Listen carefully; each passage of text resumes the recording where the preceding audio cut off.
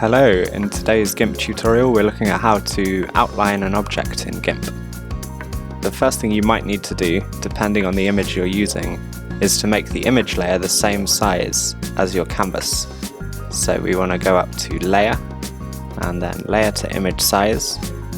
You can see the box surrounding the image has just moved out to the outline of the layer.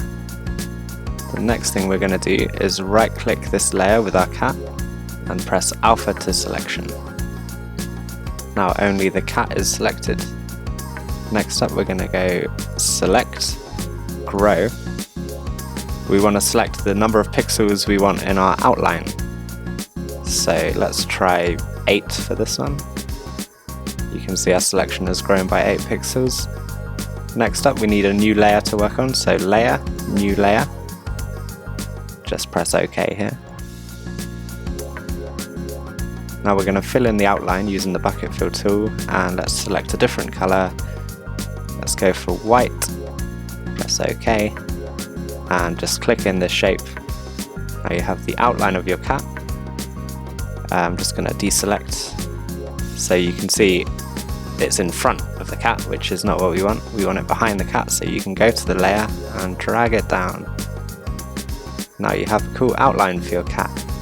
This is a really useful technique for helping objects stand out from the background, and one way we can expand on that, we could do the same thing again. So right click, Alpha to selection.